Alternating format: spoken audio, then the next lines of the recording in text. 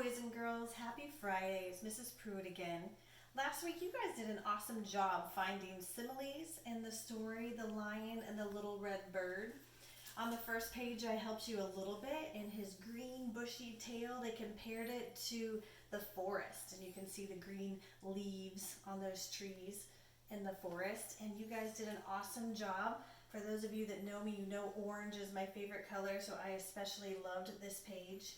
They compared the orange color on his bushy tail on this page to it was as orange as the butterfly and as orange as the setting sun and as orange as a flower. And you guys did a good job finding those similes on that page. And finally, the last one here was the blue tail, and they compared it to it being as the brightest blue sky and blue as the deep mountain lake where he had soaked his paws. You guys did a really, really good job with that. I'm super proud of you, and your parents and your teachers reported to me, and I could tell what my students said because they got on the discussion page, and many of you came up with your own awesome similes, and I want to share just a couple. So somebody said that his sister's shirt was as white as the snow. Awesome. Somebody else compared a brown bear to the color of the soil, the brown soil in the earth. And somebody said that their dog's nails were as sharp as nails. So they they said their dog's claws were as sharp as nails. And then somebody else said that the soldiers were as brave as lions.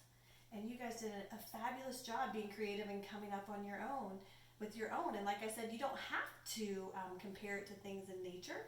And you guys did that. You did some with nature and some were unique. And I am really, really proud of you.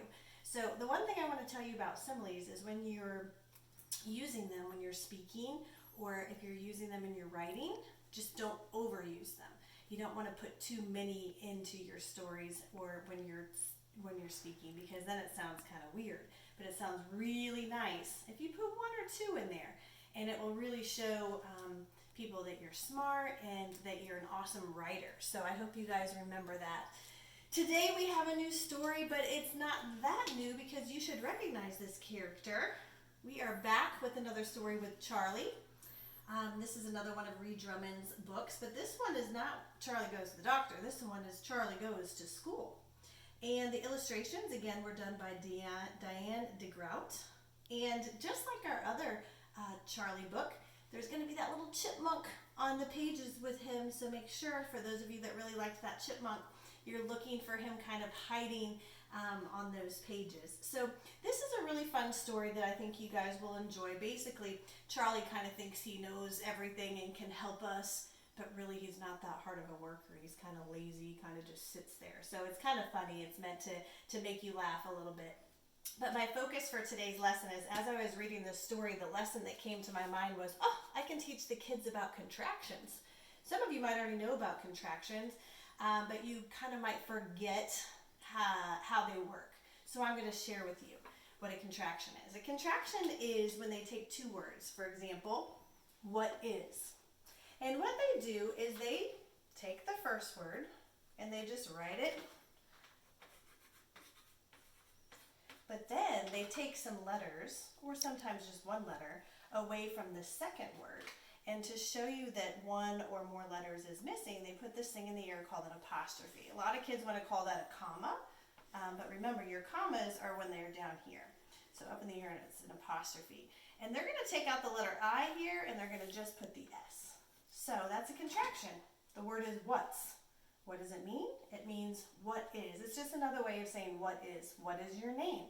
Or somebody might say, what's your name? That's a contraction. Let me show you another example using the word is at the end.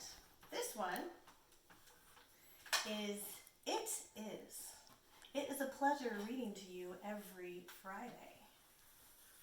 So what I'm going to do is I'm going to write that first word, it. Got your short I there, T.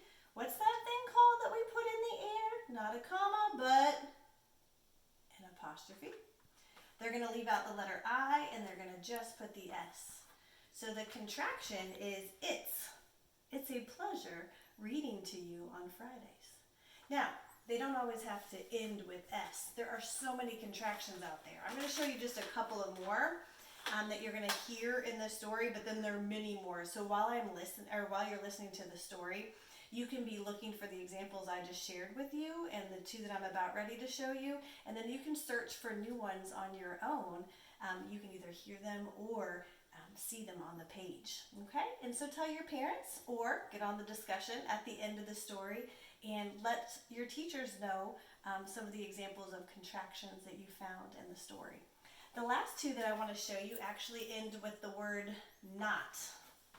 So I might say, whew, I was not happy when my kids forgot to brush their teeth.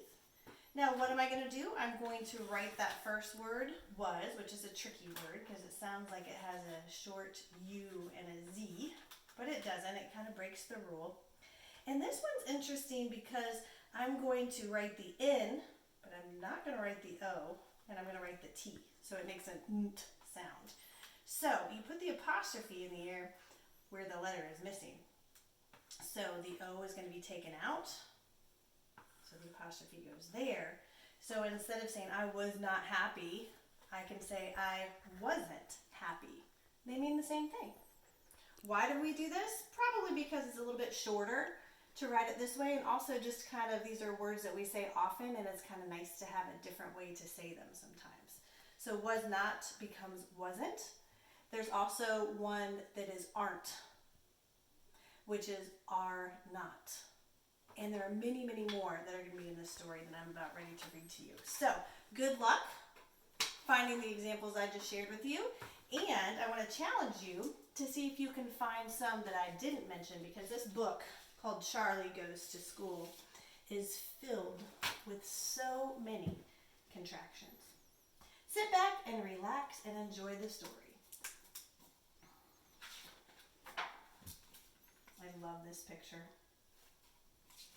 Charlie reading his book.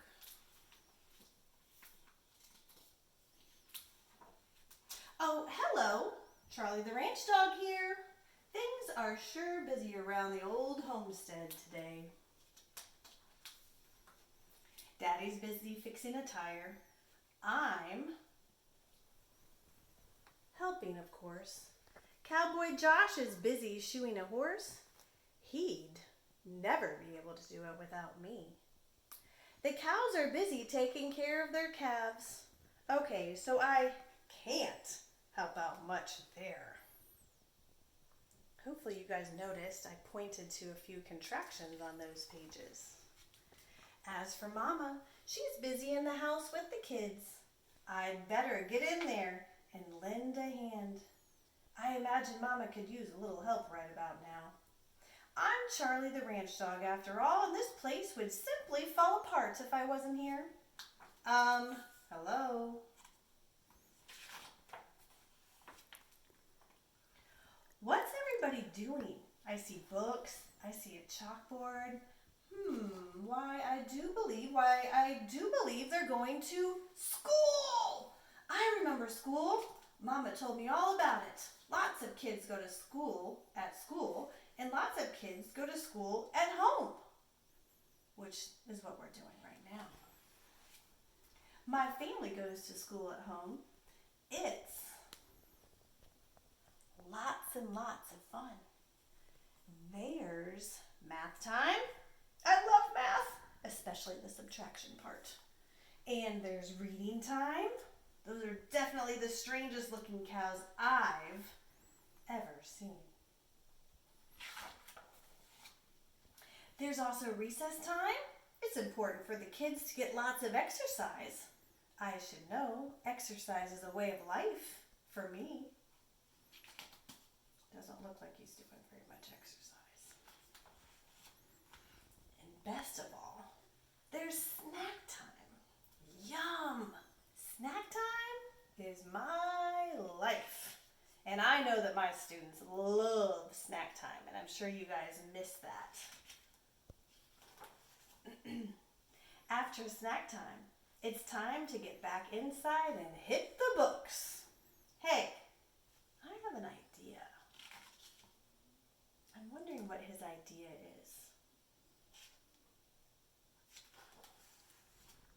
could start my own school. These fellas sure could use the education. Susie needs to learn her letters. They come in handy when it comes to reading about food. Here, for instance, the letters say, "This food is only for Charlie. Please do not touch." Now look closely at this picture. I know you guys know how to read. Does that bag of dog food actually say what he just said? It said that it's only for Charlie. Do not touch. Focus, Susie, focus. Kitty needs to practice his math. Numbers are very important when it comes to counting food. Don't play, Kitty. Count. I think now that he's trying to be the teacher, he's getting a little bit frustrated because his students don't seem to be very focused. The ranch horses need to brush up on their history. Excuse me, books aren't for eating. And Walter? Well, Walter needs to learn everything. Sleeping. How can you sleep at a time like this? Wait a minute. What in the world is going on around here?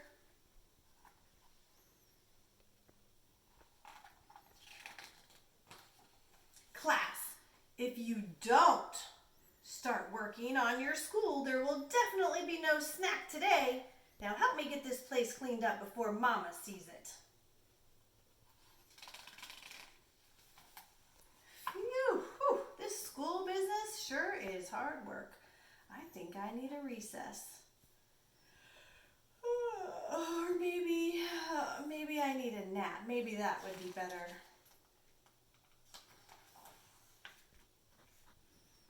I can always start my school again tomorrow.